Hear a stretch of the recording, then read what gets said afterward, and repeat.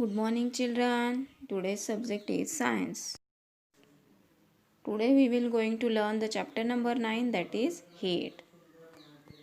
While cooking food, then we are using the metal stirrer, that is spoon only.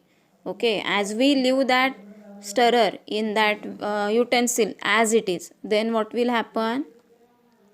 As we keep it as it is, and after some times if we touch that stirrer or spoon, then what will happen? See what will happen? It become a hot. Yes, we feel the hot. Then how that spoon get hot?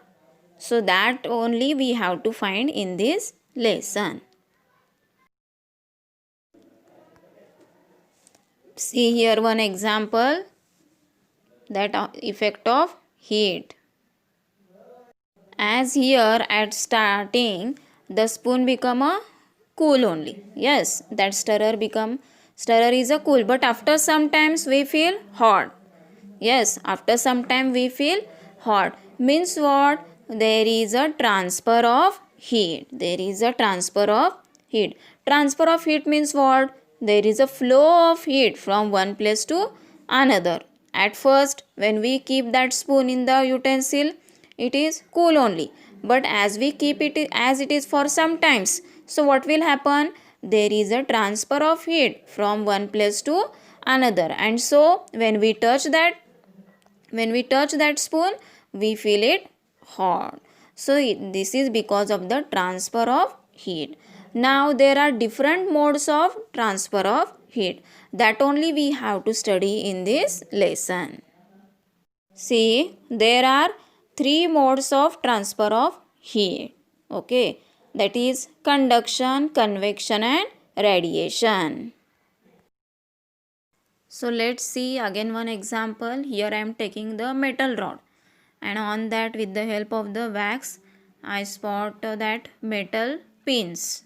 Okay, and for one side I am going to hit with the help of the candle. Then what will happen? See, after some time which changes are there. So everyone observe it carefully. So see, as we heat it to one side, so after some time, see what will happen. See the changes. See the first wax, it get melt, and then pin falls down. Okay.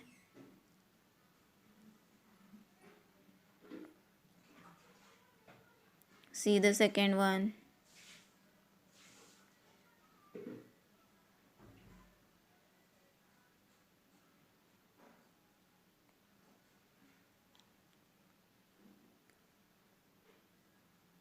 See now.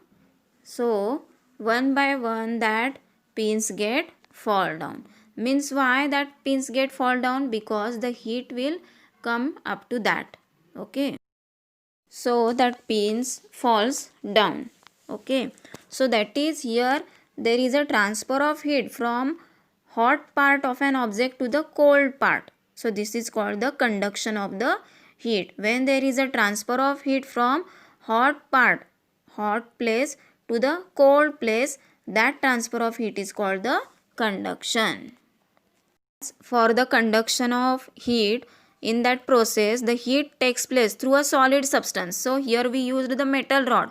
Yes, and metal rod is a solid substance. So as we use here solid substance, so for that conduction we require the medium. Okay, medium is required for the conduction of heat. Understood everyone the conduction process? Now let's see about the convection.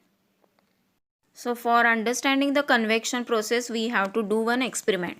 For that we have to take some water in a beaker and heat the beaker slowly on a gas burner. Okay.